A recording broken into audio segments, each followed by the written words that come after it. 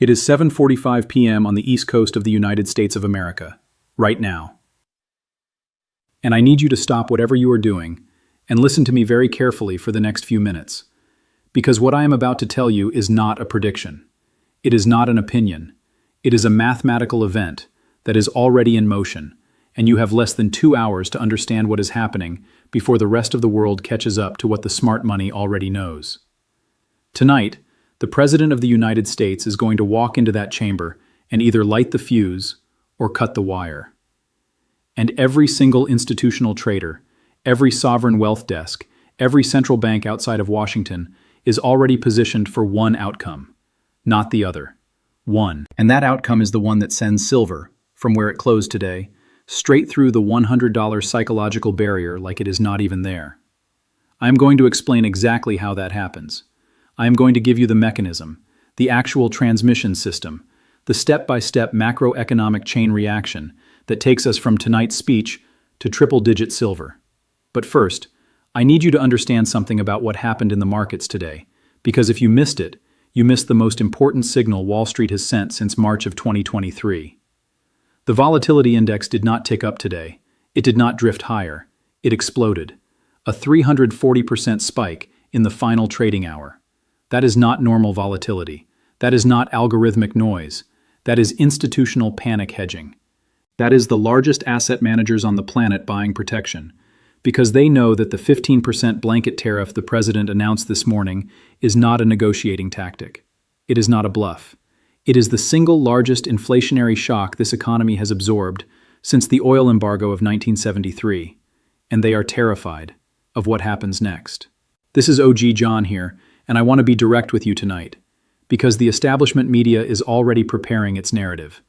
Bloomberg has their Ivy League economists on standby. CNBC is going to tell you that tariffs are temporary, that corporations will absorb the cost, that inflation is manageable.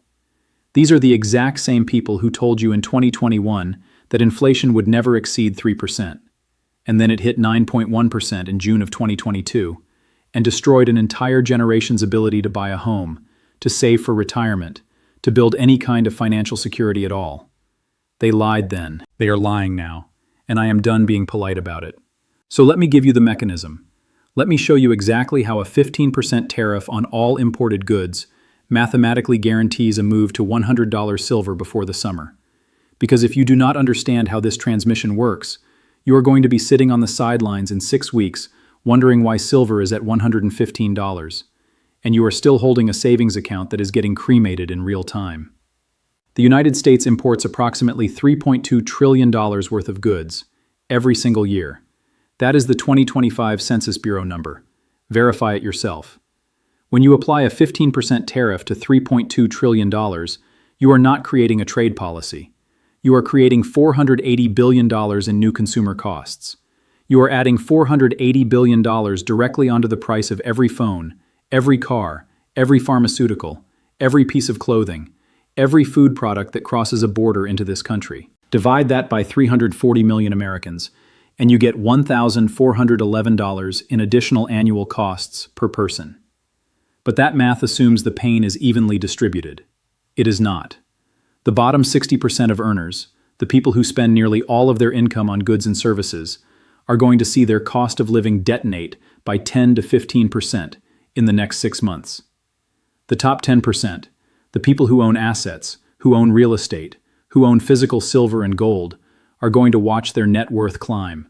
Because asset prices always outrun consumer price inflation when the currency is being quietly destroyed.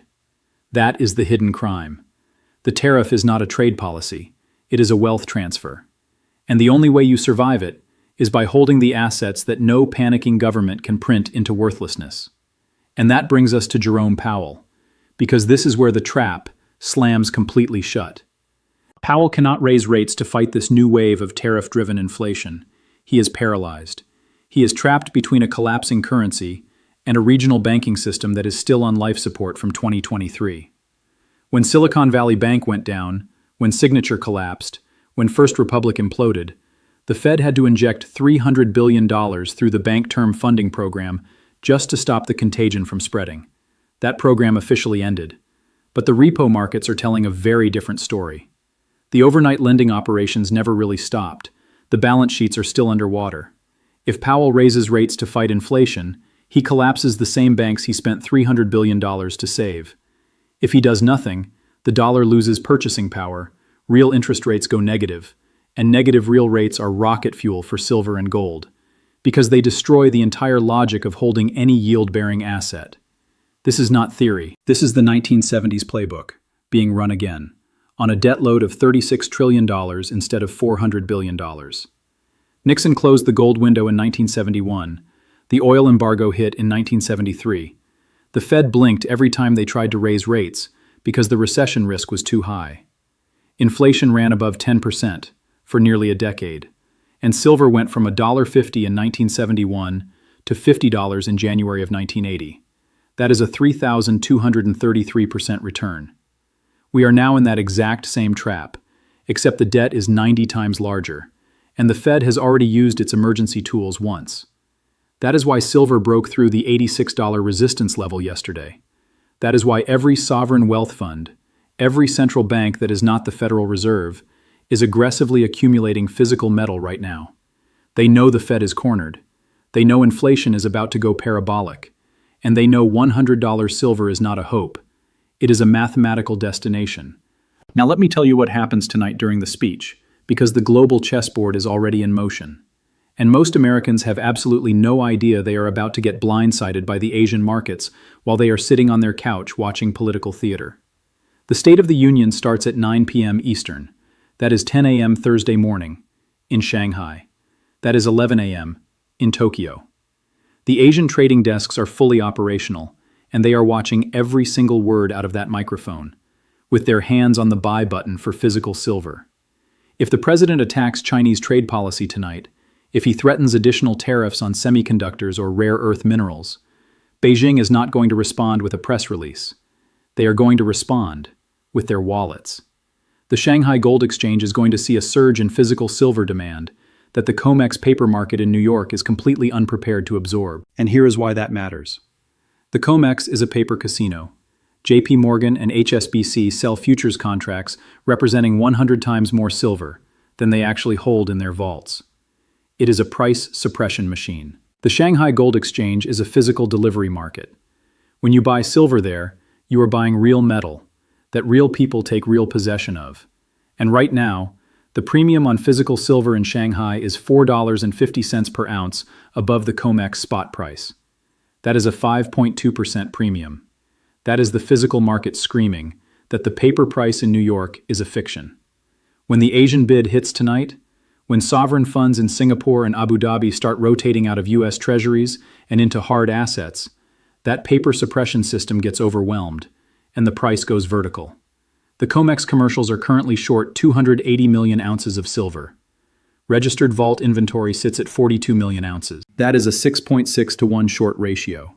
If this squeezes, you are not talking about $100 silver. You are talking about $120, $150, prices that have not been seen since the Hunt brothers in 1980. And here is what should genuinely frighten you, if you do not own physical silver yet. The government sees this coming.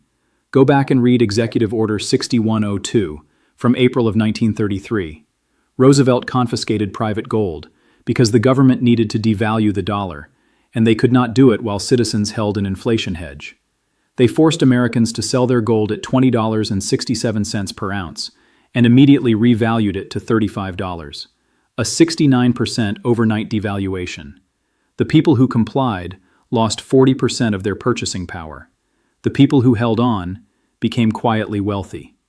We now have a president who just tried to invoke emergency powers and got struck down by the Supreme Court. We have a $36 trillion national debt, compounding at $2.5 billion per day in interest. Do you think they are going to let the middle class opt out of the collapse? By holding silver? They are going to declare it a strategic metal. They are going to invoke the Defense Production Act. They are going to force you to sell it back, at whatever price serves them. That is the playbook. That is the history. And the only countermove is to already hold it before the order comes down. I spend hours every single day tracking COMEX inventory levels, monitoring Shanghai premiums, reading Fed minutes, analyzing COT positioning, so that you do not have to. If this breakdown of how a 15% tariff mathematically ignites a move to $100 silver helped you see what is actually happening behind the headlines, consider hitting that super thanks button to keep this channel independent. This work is not sponsored by bullion banks. It is not funded by Wall Street. It is funded by people who understand that independent analysis is the only real defense against a financial media complex that exists to keep you confused, distracted, and poor. The BRICS nations now represent 47% of global GDP. They are settling oil contracts in yuan. They are building an alternative trade architecture designed specifically to bypass the dollar. Central banks bought 1,082 metric tons of gold in 2024, the highest annual purchase ever recorded, according to the World Gold Council. They are not buying gold for the return. They are buying gold because they do not trust the dollar. If they do not trust it, the honest question you need to ask yourself tonight is why you still do. I am going to be watching the Asian markets live during tonight's speech. I am tracking Treasury yields, the dollar index, the VIX, Shanghai premiums, every single indicator that tells me whether we get a controlled $5 move or a violent $15 explosion.